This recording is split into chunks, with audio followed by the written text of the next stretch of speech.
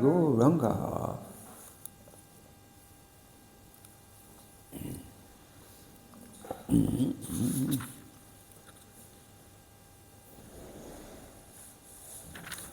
Okay.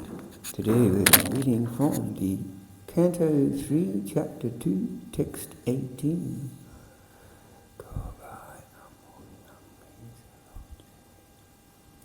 Kova amusyangri sarocharenam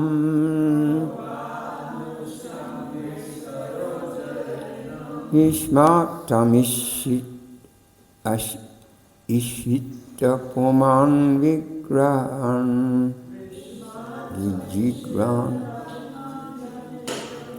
yo vishpurat spru vitapena bhume Maram Kritante Natiraschakara Kova Amushangri Sarojarinam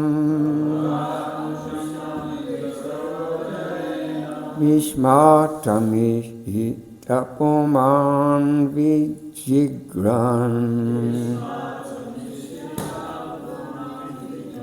Ko Vishpuradru Vitapena Bhume Maram Kitatena Tiraschakara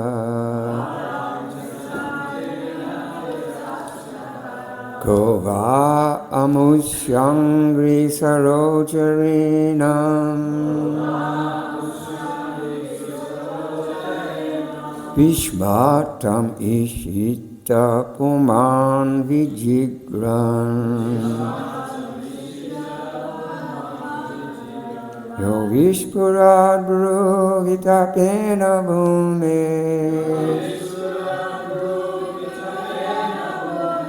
Varam kratatena tirachakara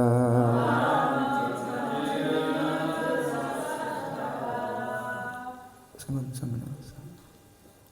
Ka, who else?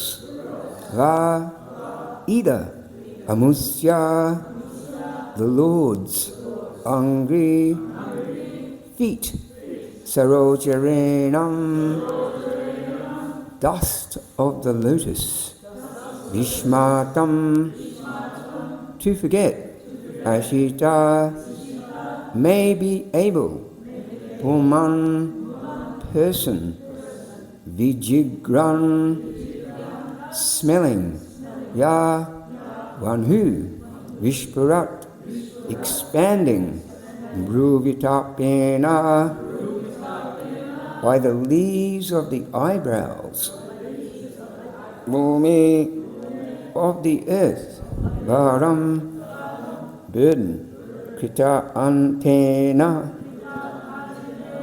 by death blows, Tirashchakara, executed. Translation of purport by His Divine Grace A.C. Bhaktivedanta Goswami Maharaj Srila Prabhupada Ki Jai.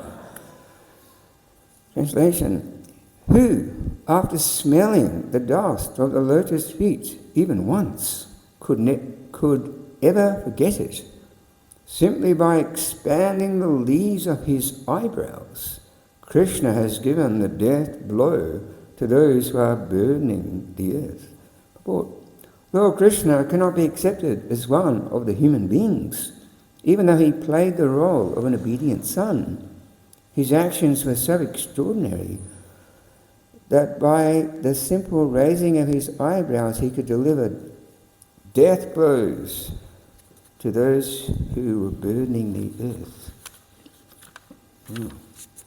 Om Agyantamarandasya Janandita Salakaya Chakshravamanitam Mena Tasmai Shri Guru Namaha. Yes. Yes, it's interesting. Although we see Krishna, he was only, Krishna's eternal form in Goloka Vrindavan is that of a 7 to 10-year-old boy. But he was just completely invincible. Kamsa was sending so many demons because he'd heard that proclamation from the heavens that Krishna would one day kill him. So he was trying to send his demoniac associates to kill Krishna before Krishna killed him. And these demons, they didn't know he was the Supreme Personality of Godhead. They just thought, this is the 10-year-old little cowherd boy, we can easily defeat him. But they soon found out that actually Krishna was invincible. And it is said, that actually Krishna, he has a fighting spirit. Just like we see young boys, they like to wrestle and fight. And sometimes the older boys, there's so many people doing martial arts and, taekwondo and all these things, So because people have this fighting spirit, it's because Krishna also has that. We cannot have something that he doesn't have. And, of course, in the spiritual world, there's no one to fight. So it is said that sometimes it's one of the reasons why Krishna comes down here to he can have a good fight with these demons. And, Krishna sometimes he would kill 2 or 3 demons before lunch. And this killing of demons was actually like pleasure excursions for him, which he performed for the pleasure of his devotees. And also to protect his devotees. And he's so merciful that even the demons get liberation. It's like Shishupal, Kamsa, Jarasandha.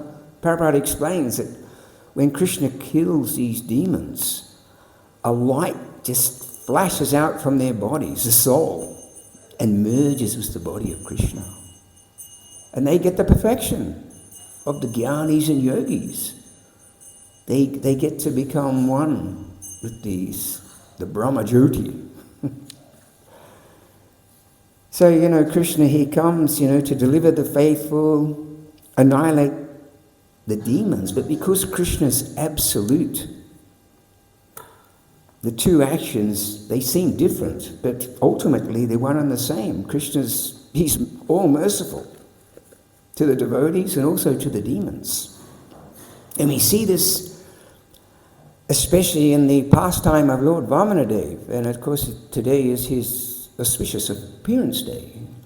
Sri Vamanadev ki. So there's a whole pastime there with Lord Vamanadev. Once upon a time he had this king Bali. Bali Maharaj is a very powerful king. Actually, he was the son, although he was born in a family of demons, and he took the role of a demon, he was actually the grandson of Prahlad Maharaj. And because he had this influence by this demoniac mentality, he decided to conquer the kingdom of Indra. And in order to achieve this desire, he performed a very special ritualistic ceremony and pleased the Brahmanas, who endowed him with incredible, extraordinary strength. And with this extraordinary strength, he gathered together his great army of soldiers, and they gathered outside of Lord Indra's abode, and they attacked it from all directions. Unfortunately, when they got there, they found there was no one there. Because Brihaspati, we know he's the he's the priest of the demigods, he had advised them that, Bali's coming with his army, to kill you all. So they all just scattered. And without being observed by the demons, they just scattered here and there and disappeared. Thus Bali, he entered the kingdom, the heavenly kingdom of Indra. He sat on Indra's throne, and then it is said he brought the 3 worlds under his control. In the meantime, since the demigods were not visible in the heavenly kingdom anymore, the mother of the demigods, Aditi, she was aggrieved. She was very unhappy. She approached her husband Kashyapa Muni for a solution. She was feeling so much separation from her sons, and she wanted them to come back to the heavenly kingdom and occupy their positions there. And she informed her husband that these demons, headed by Bali Maharaj, they've taken away everything. They've taken away our opulence, they've taken away our beauty, our fame, even our very residence they've taken away.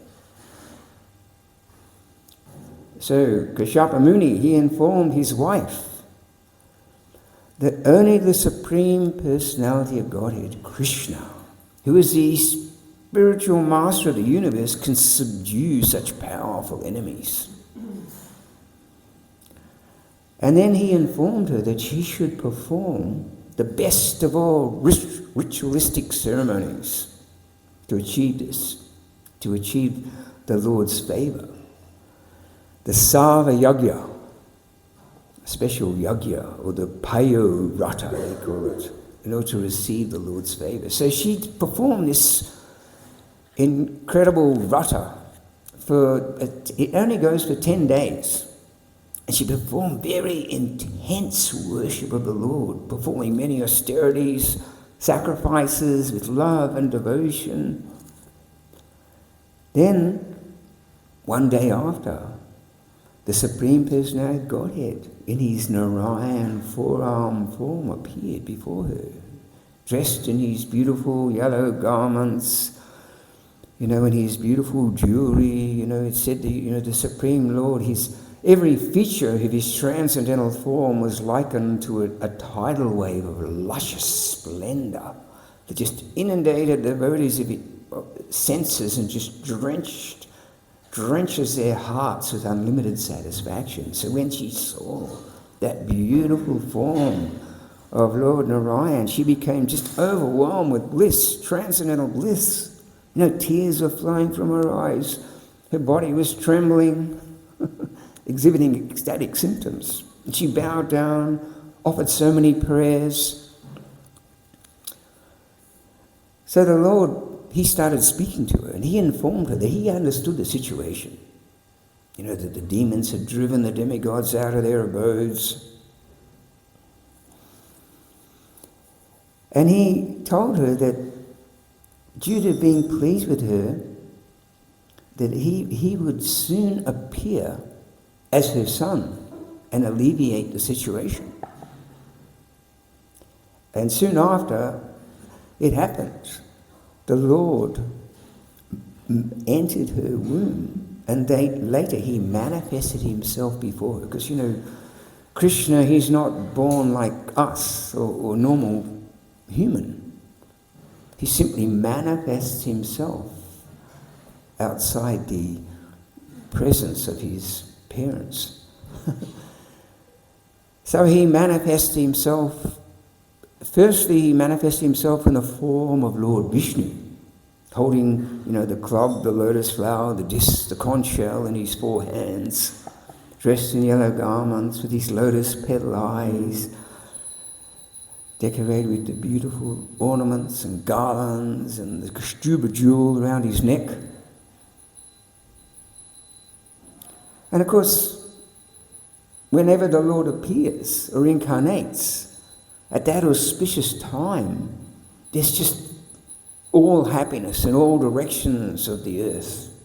All living beings in the upper planetary systems also were just filled with joy.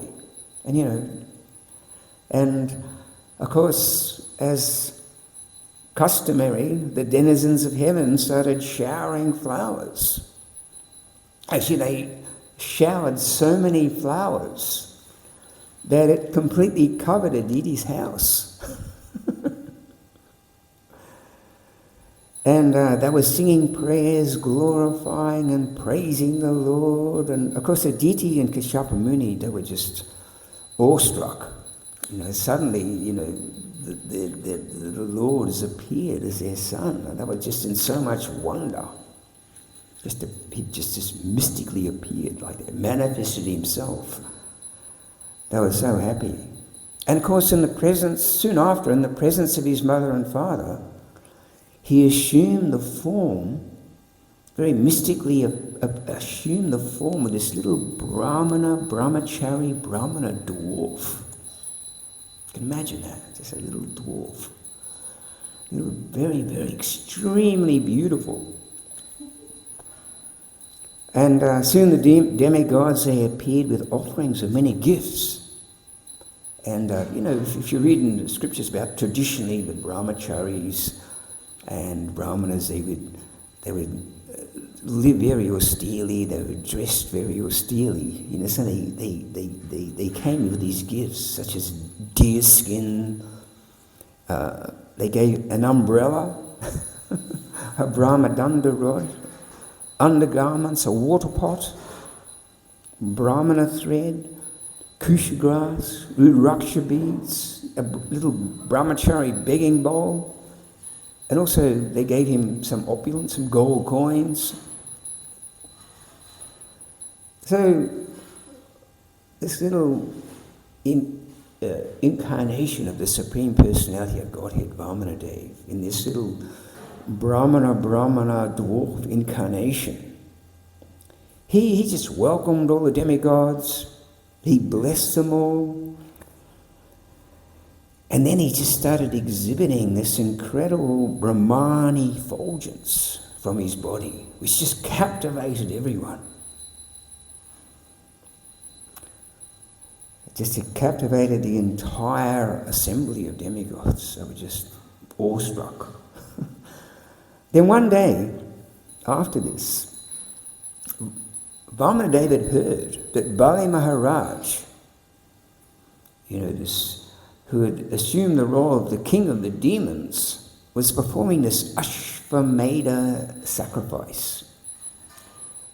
So this little dwarf Brahmana, Vamanadev, he went there, not just to witness the sacrifice, but to show mercy to Bali Maharaj. And because when Vamanadev arrived at the sacrificial arena, because of this bright effulgence that was just emanating from his body, everyone began to ask one another, who is this personality? Is he the sun god himself, or a fire god who has personally come to see the sacrifice? They couldn't understand, who is he? So while the priests were talked and argued about who he was, the Supreme Personality of Godhead, Lord Vamanadev, he, holding in his hand a rod, an umbrella, a water pot full of water, entered the arena of the yajna, appearing as a Brahmana boy, wearing a belt of straw, a sacred thread, an upper garment of deer skin, matted locks of hair. This is how they used to traditionally dress, the brahmacharis and sages. And it's exhibiting this brilliant effulgence, which it is said surpassed the beauty of the entire assembly of brahmanas, saintly brahmanas. And of course, when he entered that sacrificial arena, everyone stood up. And they, along with their disciples, they welcomed Vamanadev and offered humble obeisances to him. And of course, King Bali Maharaj was also so happy and jubilant to see this most beautiful and effulgent personality who had come to attend this yajna. And he offered Vamanadev a seat of honor with great satisfaction. And then Bali Maharaj, he personally washed, King Bali, he personally washed Vamanadev's lotus feet. Then he placed this water on his head. And he also distributed the water on the head of all his family members. Then he inquired from Vamanadev, how may I serve you? Now that you've blessed our dynasty by your presence, and our yajna with your presence. How may I serve you? And Bali Maharaj, he addressed the Lord. He said, it appears that you have come here to ask something from me. Therefore, whatever you want, you may take from me. Cows, gold, a furnished house, palatable food, and drink, a prosperous village, a daughter of a Brahmana for your wife, or horses, elephants, chariots, whatever you desire, you may take from me. Now when the Supreme Personality of Godhead, Lord Vamanadeva, heard this, he was very satisfied. And he began praising Bali Maharaj for being the worthy son of a great and famous devotee, Prahlad Maharaj. Then Vamanadeva addressed the king. He said, Your Majesty, who has come from such a noble family, who are able to give charity so munificently. He was kind of... I only ask for 3 paces of land to the measurement of my 3 steps. I do not want anything else from you that is unnecessary. Bali Maharaj was a bit embarrassed. He said, I'm able to give you an entire planet if you want, because I am the proprietor of the 3 divisions of the universe. You have come to take something from me, but you're only asking for 3 steps of land? And then King Bali, he said to Vamanadeva, he said, alas, you're only a boy. Therefore, your intelligence is insufficient. You are not very expert in regards to your self-interest. And then there's that famous verse from the Bhagavatam. Vamanadeva, he replied that, my dear king, even the entirety of whatever there may be within the 3 worlds to satisfy one's senses cannot satisfy a person whose senses are uncontrolled. If I were not satisfied with 3 steps of land, surely I would not be satisfied with a whole planet. So when Lord Vamanadeva had thus spoken, Lord Bali, he smiled and told him, all right, take what you like. If it's only 3 steps of land that you want, then just take that. However, understanding the Lord's purpose, Sukracharya, he was Bali Maharaj's guru, he came forward and to instruct his disciple, Bali. He explained that this Vamanadeva, he's not just a little brahmachari dwarf. He's the Supreme Personality of Godhead who has appeared to fulfill the interests of the demigods. He will take away everything. He'll take away your land, your wealth, your power, your fame, and deliver it to your enemy, Lord Indra. Then how will you live? Actually, Sukracharya was thinking also, how will he live? Bali Maharaj, he just remained silent for some time. And then he replied, I'm the grandson of Prahlad Maharaj. How can I withdraw my promise because of greed for money and fame and position? How can I behave like an ordinary person or an ordinary cheater, especially towards a Brahmana? So we see this. Although Bali Maharaj was born in a family of demons, and he took this role of the leader or king of the demons,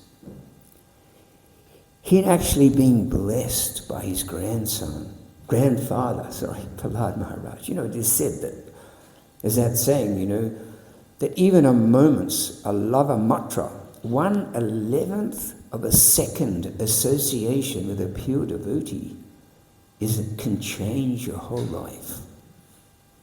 And this is why devotees, as us devotees, we should always be aspiring to try and get the association of senior devotees when they come here.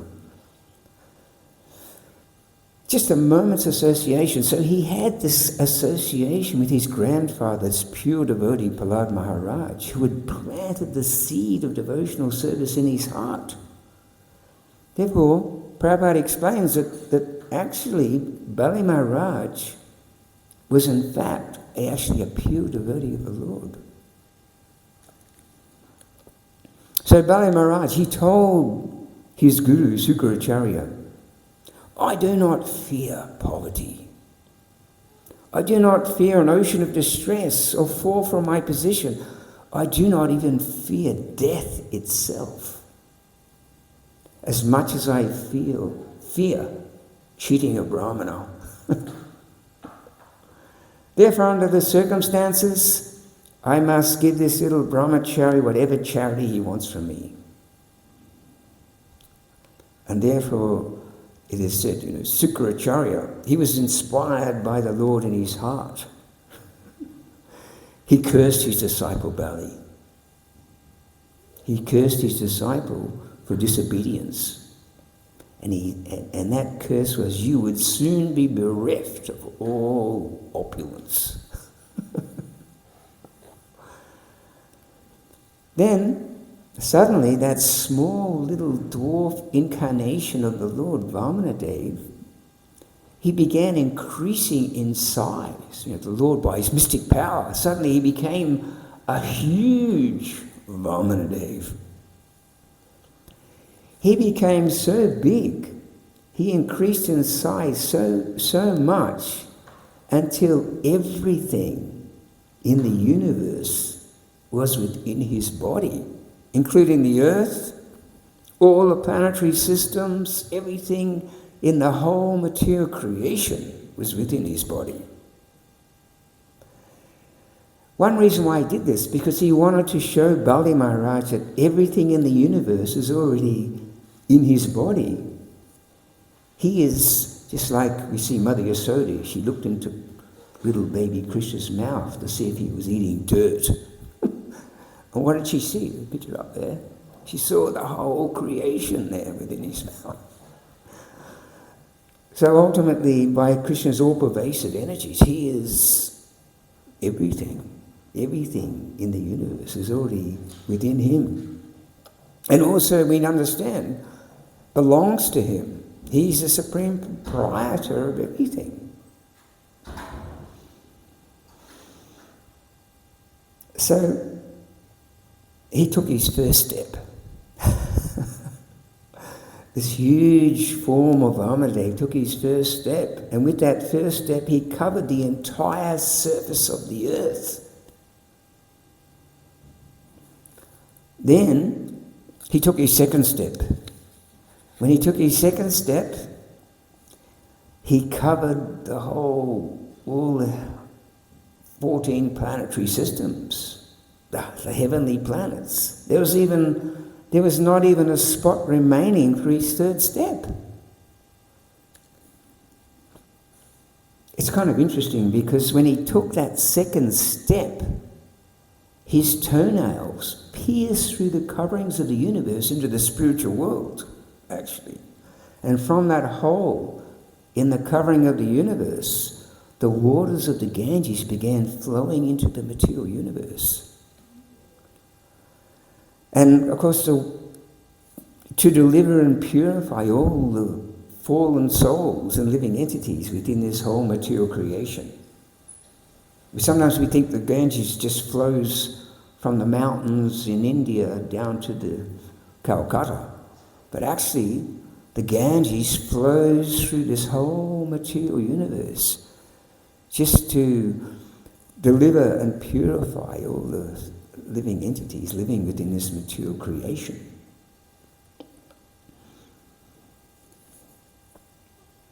So soon all the demigods, headed by Lord Brahma and many learned sages, they came and worshipped and offered prayers to Lord Vamanadeva. And then, of course, Vamanadeva, suddenly he assumed his normal form. He was a little dwarf again, this beautiful little dwarf, Brahmana. However, we see the followers of Bali Maharaj, when they saw that their master, Bali, had just lost everything, in their anger, they took up their weapons. And against the will of Bali Maharaj, they pushed forward thousands of soldiers to kill Vamanadeva. It was a very precarious situation. But seeing this, what happened is the associates of Lord Vishnu,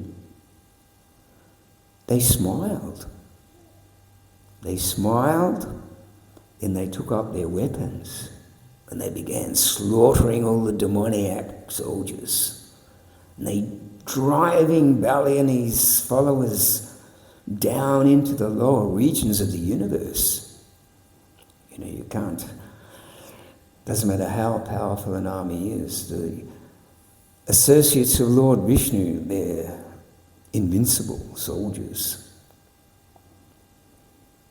Because soon after Bali Maharaj, he came forward. He forbade his soldiers to continue fighting, and he explained to them that no one can supersede the Supreme Personality of Godhead, who alone can either bring happiness or distress to any living entity. It's beyond our control. He's the supreme controller. And then, soon after, Garuda came. You know, the planetary expansion of Lord Vishnu, the half man, half eagle. He arrested Bali with the ropes of Varuna. And because everyone, or much to the dismay of all the followers of Bali, tied him up. Then Lord Vamanadeva, he said to Bali, "O king of the demons, you promised me 3 steps of land.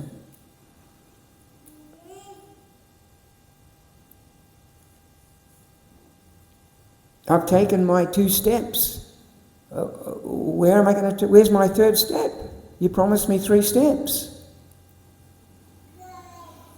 Bali Maharaj, he said, "O my Lord, I cannot allow my promise to be false.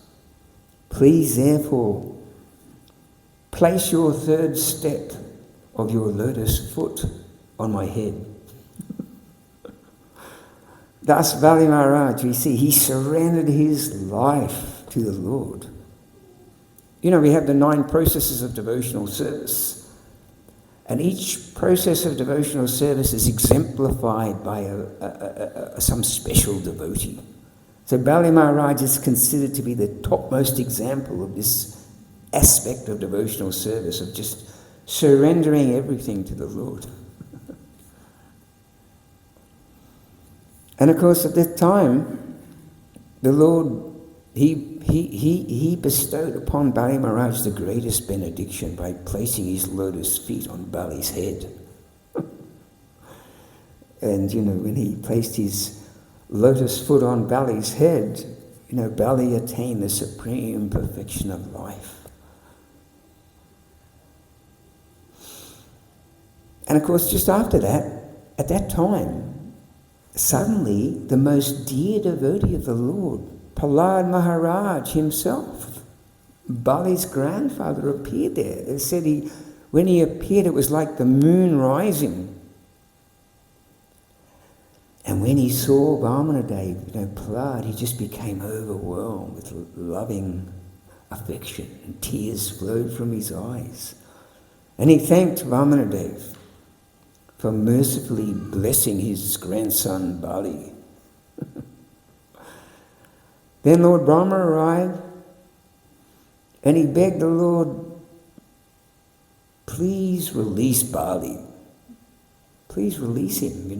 Even though he was taking the mood of a demon, and he conquered the demigods, and in heart he's your sincere devotee.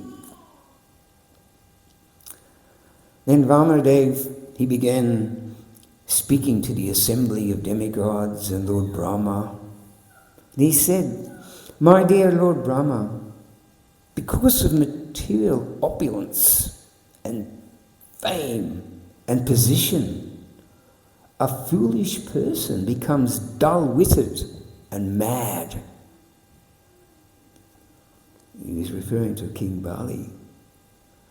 Thus, when such a person becomes so proud and so puffed up with their material opulence and position, they have no respect for anyone, and they even defy my authority. To such a person, I show special favour by first just taking away all their material assets, all their possessions. Then Vamadev said, "Bali Maharaj has become most famous amongst the demons and non-believers, for in spite of being bereft of all material opulence, he remained fixed in his devotional service. Although bereft of all riches, fallen and defeated, arrested and rebuked, deserted by friends and relatives, cursed by his guru, he remained fixed in his vow. He did not give up his truthfulness. And because of this great tolerance, I have given him a place not even attainable even by the demigods, that he will become, in due course of time, the king of the heavenly planets. During the period of Manu. But until he achieves this position of king of heaven, he shall live on a very special planet called Sutala, a special planet which was made under according to my order by Vishvakarma. This planet is like a spiritual planet, an extremely beautiful planet with beautiful palaces and gardens and lakes and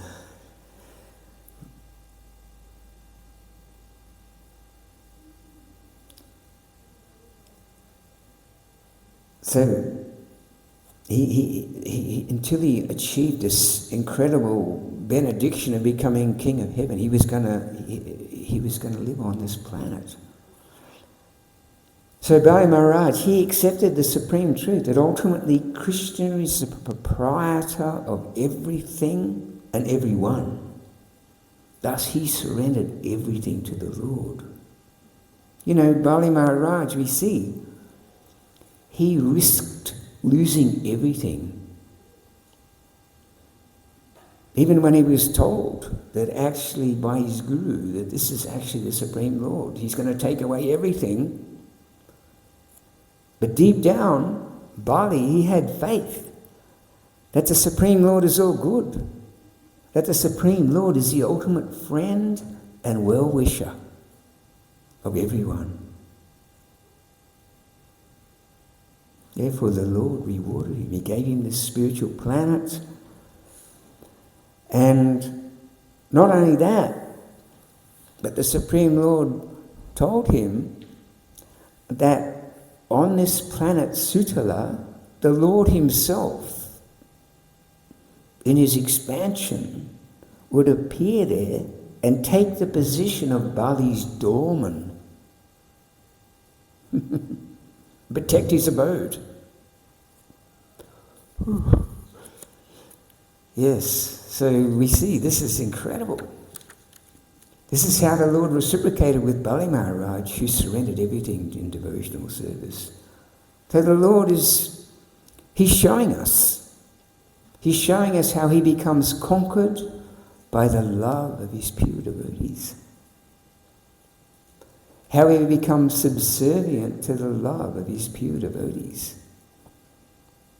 And Brahmadev is also teaching us that we may increase our ambition for sense gratification, even achieve everything we desire for the gratification of our senses. But because this is on the material platform,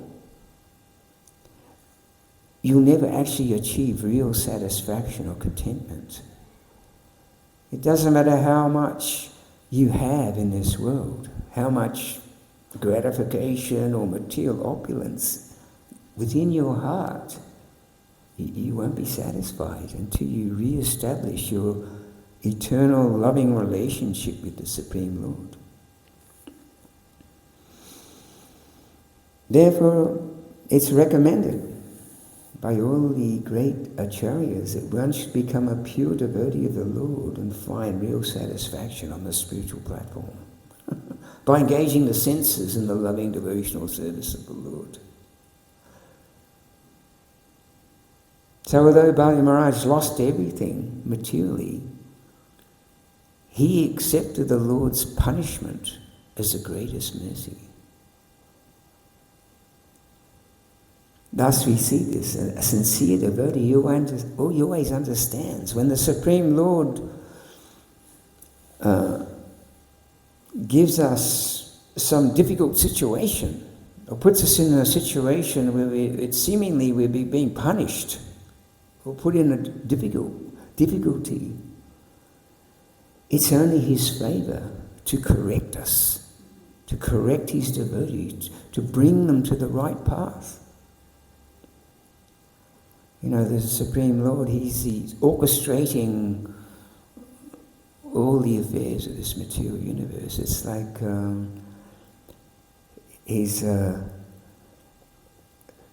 and sometimes, we see that Krishna puts us in he understands that, sometimes we need to learn some lessons to overcome our shortcomings in achieving this pure love for Krishna. And so whatever happens in our life, whenever difficulties come, generally when difficulties come in people's lives, they do take shelter, but not of the Supreme Lord. They take shelter of their own minds, their own intelligence. They take shelter of intoxication or sense gratification, or they take shelter of the fallible soldiers of people that can't really help them. But for devotees, when difficulties come in our life, obstacles, hardships, then the devotee welcomes those, and he sees those as an opportunity to take shelter of Krishna, to take shelter of those devotees who have strong faith, to take shelter of the holy name, to take shelter of the Vedic scriptures, to take shelter of the whole process of devotional service. And to understand that actually, these difficulties that we have in life, and as you've been a devotee for many years, you'll understand that all those, it's only come through so much perseverance and overcoming difficulties and struggles and endeavour and perseverance to achieve, to remain in Krishna consciousness and achieve a higher level of Krishna consciousness.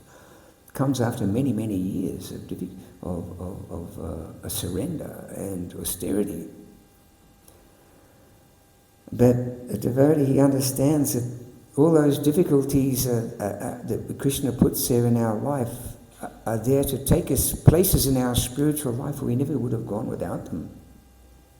They're meant to actually strengthen us and purify us and help us to actually, just by developing that mood of helplessness and surrender to Krishna on a deeper level, and realize that, he's our ultimate friend and well-wisher. Have that faith that Krishna's always there for us, to support us and uplift us. Jai Shri Shri Vamana Dev Ki.